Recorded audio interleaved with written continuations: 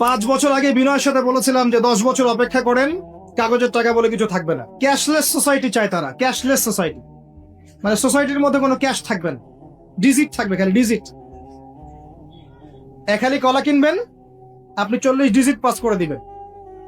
কলাওয়ালা 40 digit পেল, ওর দরকার এখন ধরেন মাছ, ও 40 ডিজিটের মাছ কিনবে। মাছওয়ালার দরকার মনে করেন চাল, ও 40 ডিজিটের চাল কিনবে। ডিজিট ঘুরবে, খালি সংখ্যা খালি ঘুরতে থাকবে হাত থেকে হাত। এমন একটা মানি আপনাদেরকে দিবে, এমন একটা মুদ্রা দিবে আপনাদেরকে, যে মুদ্রা ধরতেও পারবেন না, পকেটেও রাখতে পারবেন। এখন তো ধরতে পারেন, পকেটে রাখতে পারেন, একটা সময় আসবে মুদ্রা ধরতেও পারবেন না, পকেটেও রাখতে পারবেন না। এবং এগুলোর মান তারা নিয়ন্ত্রণ করবে। যখন দেখবে যে আপনার মধ্যে তাওহীদ বেশি আছে, ইসলামের চেতনা বেশি আছে, দ্বীনের ফিকির বেশি, ইসলাম ইসলাম করছেন, আপনার মান কমে যাবে। যদি দেখে আপনার মধ্যে দাসত্ব আছে, ওরা যা বলছে আপনি সামিআনা ওয়া আতা'না বলছেন, ইয়েস স্যার করছেন, আপনি উন্নতি, অগ্রগতি, প্রগতি পাবেন। হ্যাঁ, যারা এগুলো লঞ্চ করছে তারা আবার তাদের সম্পত্তিগুলোকে গোল্ড এবং সিলভারে কনভার্ট করছে অলরেডি। দেখেন বড় বড় ওদের ব্যাংকগুলোকে দেখেন, সব গোল্ড এবং সিলভারে কনভার্ট করছে। ওই দিকে তাকিয়ে দেখেন, ও তার সমস্ত সম্পত্তিগুলোকে, বেশিরভাগ সম্পত্তিগুলোকেই সাস্টেইনেবল গোল্ডে কনভার্ট করছে। ও আমাদের মতো বোকা নয়। শোনেন, কেমন বোকা নয়, বিগত 70 বছরে মুসলিমদের নাকের ডগার উপরে বসে 4টা যুদ্ধে মুসলিমদেরকে পরাজিত করে দিয়েছে। বিগত 70 বছরে ওরা প্রথমে ব্রিটেন, তারপরে আমেরিকার হাত ধরে বিশ্বের এমন একটা জায়গায় এসেছে যে এই জায়গা থেকে তারা বিশ্বের পলিটিক্স, ইকোনমিক্স, মিডিয়া, প্রযুক্তি, ফাইন্যান্স সব নিয়ন্ত্রণ করার শক্তি অর্জন করেছে অলরেডি। আপনি ভাবছেন করবে? অনেকে মনে করে এটা ভবিষ্যৎ বক্তা মনে হয়। আমি বলছি যে বর্তমান সম্পর্কে আপনি খবর রাখেন না বলেই বর্তমানকে আপনার ভবিষ্যৎ মনে হচ্ছে। এটা বর্তমান, এটা ভবিষ্যৎ না। ভবিষ্যতে তো সে সারা বিশ্বকে রুল করবে ইনশাআল্লাহ তাআলা। না হলে তো সে মাসিহুদ দাজ্জালের ফলোয়ারই হতে পারবে না। আর দাজ্জাল তো সারা বিশ্বকে শাসন করবে এবং তাকে ফলো করবে। তবে হ্যাঁ, এটা আমরা জানি কোরআন এবং হাদিস থেকে আলহামদুলিল্লাহ, যে ওদের এই দমন, পীড়ন, জুলুম এবং শাসনটা চিরস্থায়ী হবে না ইনশাআল্লাহ। এটা একটা সাময়িক সময় জুড়ে থাকবে, এরপর আল্লাহ পাক পৃথিবী থেকে এটাকে সরিয়ে দিবেন ইনশাআল্লাহ। কিভাবে সরাবেন? ওই যে লোহিত সাগরে আল্লাহ পাক যেমন করে বনু ইসরাইলকে ধাওয়া করছিল ফেরাউনের বাহিনী, মনে আছে? লোহিত সাগরে আল্লাহ পাক ফেরাউনের বাহিনীকে একত্রিত করেছেন, ডুবিয়ে দিয়েছেন, দেন নাই? আল্লাহ পাক সেম সুন্নাহ অ্যাপ্লাই করেছেন প্যালেস্টাইনের ক্ষেত্রে। আল্লাহ পাক সমস্ত জালেমদেরকে ওখানে একত্রিত করেছেন ধ্বংস করার জন্য। সেম সুন্নাহ, এটা হবে ইনশাআল্লাহ আযza। আমরা জানি এটা সরে যাবে পৃথিবী থেকে।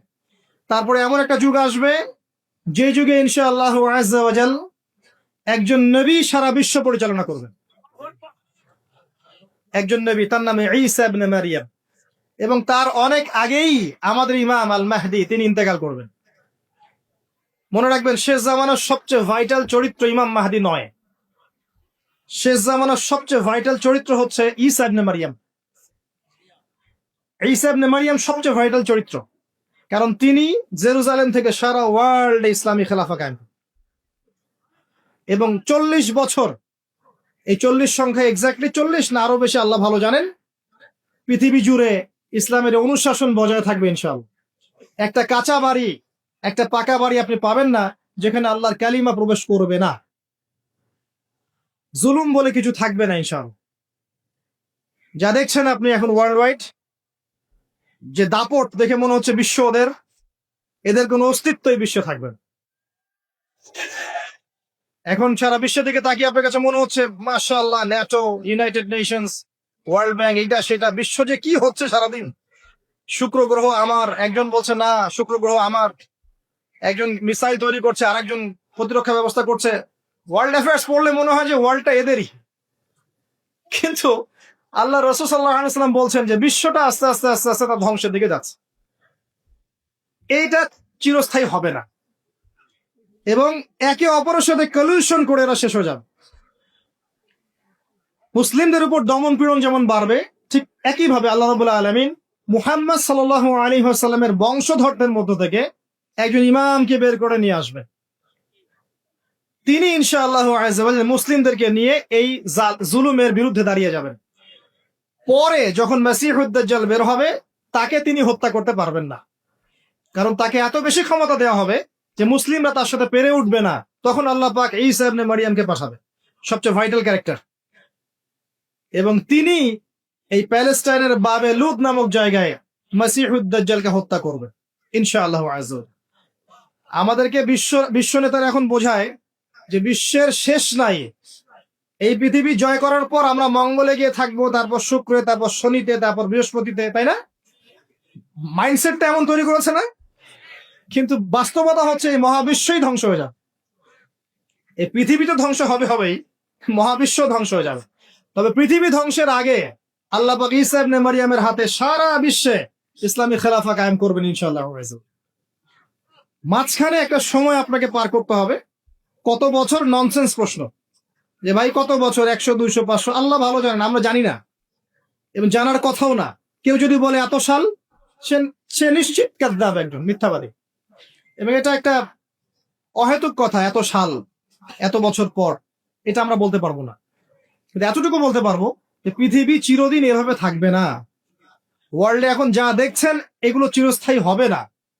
আস্তে আস্তে আস্তে আস্তে রাত যত গভীর হবে, ভোর তত কাছাকাছি আসবে।